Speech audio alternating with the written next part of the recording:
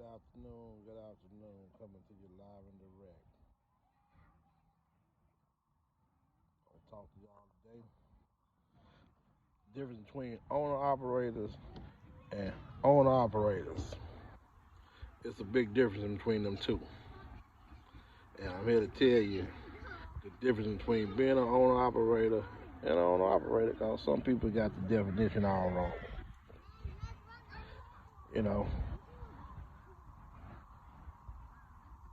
go out here, buy that truck, and first thing they say, I own my own truck. Yeah, you right. You do own your own truck. You're paying a note on it. Yeah, you do own it. And you're entitled to do what you want to do with it to a certain extent. So that is considered your truck. You know, just like when you go buy your car, that's your car. You pay the note on it. But most people got the definition of being owner operator is they buy that truck and go lease it onto a company, right? So they go lease it onto one of these companies and haul tankers or, well, most people go haul containers. Container business, it used to pay money. Now it's a bunch of crap. It don't pay no money. So they figure I'm gonna go haul some tankers. Tankers. You got a pump on your truck and all that good stuff. Yeah, you gonna lease on to somebody. You gonna make pretty good money. You know, I used to haul tankers, so I pretty much know. But the difference is when you're an owner operator, you leased on to somebody. You don't have no say so or nothing. No say so or nothing. These people dictate to you how much money you gonna make, how your truck gonna run, where your truck gonna go. If you gotta be off, you gotta put in one guy told me one time I wanted to be off and I'd lease my truck on to him. He told me I gotta give him a 7-day notice if I want to be off. Okay, cool. Well, got no problem with it. Shit. Before I even owned my own truck, I worked on jobs and I give him a date notice. Hey man, I ain't coming to work tomorrow. I got something to do with my kids. Simple as that. But I done experienced some of these places that hire you as an owner operator. They already got the load booked for you. Sometimes they book these loads out 2-3 weeks in advance, months in advance. So yeah, they depend on you to go drop it. But things do happen. Make a long story short, I got my own truck so I can have more family time and do what I want to do. I got tired of hitting that clock and missing some things and things that I couldn't. It wasn't about going to party, and then there was important things that I needed to do, doctor's appointments, and I might have wanted to go to the grocery store at 3-4 in the evening. Stuff like that, little misdemeanor stuff. Or shit, I may want to go to my son's football practice or something. Shit, or might want to take him to the park that day. I just pray the day outside. Take him to do something. Go to the mall or something. Shit, any little thing. So that's why I got into my own truck and leased on to a company, and I was running that truck. Shit, I'm talking about I was running, man. Rush on Wheels had me running, man. And it made me realize the difference between an owner operator and an owner of a truck. That dude I'm talking about, if I wanted a day off, shit, he'll look at me crazy. Or you don't want to make no money. Well, sometimes, man, that dollar, that extra dollar you trying to make, it's gonna be there sometime. Shit, I look at the way of the world now. People got plenty of money right now, but they getting sick of the dog falling. They falling like flies. And got a bunch of money, and they falling like flies. But like I say, bringing it back to being an owner operator. Asked to be off or shit. Yeah. Remember one time he wanted to send me to Arkansas. On a Monday morning. I had to leave Arkansas. I had to stop what I was doing Sunday. Family day to go get me a little rest and get down to Arkansas for Monday morning at 8 o'clock in the morning. Which that means Arkansas was a 9-hour drive. So that means I had to get on the road by 9, 10 at night. With a little sleep. That's trucker life. You ain't gonna get that much sleep when you're driving trucks. Your body gotta stay fueled up. But you gotta get that load down there and come on back. So you're gonna do what you gotta do. So, he told me I had to be in Arkansas. I like, man, come on now on a Sunday. Yeah, I go Monday. I leave out Monday night, but Sunday, come on. So load paid pretty good. It was I think it was about a 1350 load. I think it paid about 30, about 1350 to go down there. I did headed down there with an ISO tank and got loaded less than 2 hours and shit. Came back on home for 1350. Pretty cool. But shit, got on back. I ran and got on back. Shit. About 2 weeks later, he tried to stick it on me again. Now, I had something very important going on that day. My son was having something going on at school. So about 2 o'clock that day, he called me, man, I need you to get down to Arkansas for such and such time the next following day, and come on back. Man, I told that dude, I said, man, my tires on my truck ain't too good to go down there today. Well, I'll pay you enough money to keep good tires on that truck. Okay, yeah, you right. You pay me good enough money. And let me just be straight up with you. What instead of me trying to make an excuse about my tires, I ain't going because I got something to do. Well, you leased onto the company. You gotta go. And that made me realize right then and there, who paid the note to this truck, me or him? Well, he allowed me to make the money to pay the note, but who actually paid the note? I do. For some people it may not make no sense, but to me this makes a lot of sense to what I'm getting to. I pay the note. Only thing he really does for me is insure my truck. He insure my truck and take that money back out of my settlement every week. So that's what you do for me. My fuel, my first 2 weeks there, you fronted me for fuel. Cool, you gave me a fuel card, but shit, I was able to have enough money of my own to purchase my own fuel from here on out. So, the only thing that you really supplying me is my insurance. Most people don't understand how it works right now. So, with that being said, that's another point of you leased on being an owner operator for somebody. Okay? Now, they take an escrow out your check. Escrow is, some people escrow is $100 a week. Some people's $50 a week. Some people $200 a week, depending on what the escrows are. And they hold that back for if your truck break.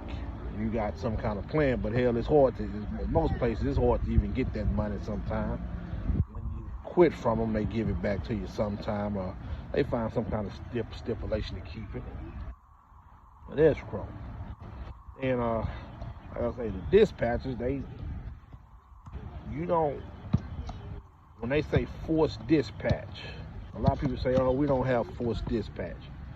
They tell you that to get you in the dope saying forced dispatch.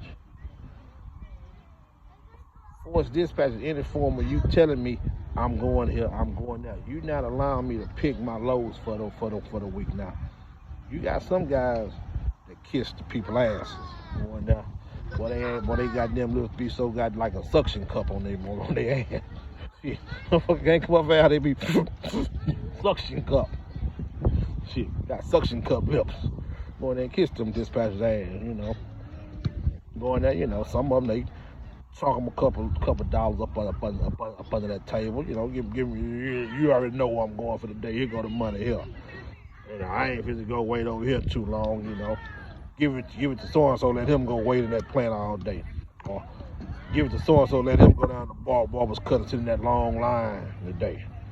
Shit like that. You pay for what you want out there. Been going on for years. It ain't just started. You gotta pay for what you want out here in the trucking business. And you can be a successful owner operator if you're willing to, cut the corners and do what it takes. And you just got some owner operators, they just straight kiss ass. I'm talking about they tongue got ass on it all over. Since I've been doing it, most women I see driving, they don't You know, they good looks and smelling good get them through what they want to get through. You know, you got a lot of women, lady truck drivers. They look good, smell good. Shit, dispatcher gonna get whatever they want. You know, which that's fair enough. You know, can't fault that a good smelling woman. You know, so like I say that and that part. Now, I'm a speed this up a little bit because I've been going on and on elaborating on shit for a minute. I'm gonna speed it up a little bit now. See the difference between a owner of a truck. Now, you have an owner of a truck. Owner of a truck means that's his truck, not leased on to nobody. He either going through a broker to get his loads, or he on somebody's load board pulling loads off, or he's paying for a dispatch service of that truck. He's responsible for making sure he have his own authority, MC number, DOT numbers, all them numbers in place to be able to run up under his own authority without leasing onto these bullshit ass companies and dealing with their bullshit ass rules. Okay? To be an owner operator of your own truck, it requires a lot. You know, it ain't much as people think it is, but it just requires you to have an intelligent mind and just run your shit the way you want to run it, the correct way, and to keep DOT off your ass, and keep the auditors off your ass, just keep everybody out your ass, you know, because your life can be real miserable if anything comes down to some bullshit and your shit ain't correct. Okay? But that's the part of being owning your own rig. You know, you can own your pickup truck, whatever. You know, it's all owning your own shit when you ain't got to go through the commands of change and go through these people and kiss their ass and try to get and let them dictate your money. You know, you got some pretty good brokers out here that'll help you out. You know, you got some bullshit ass brokers that'll try to mess over you too. You know, in this game, it's every man for himself and God for us all. That's all I can tell you in this game. But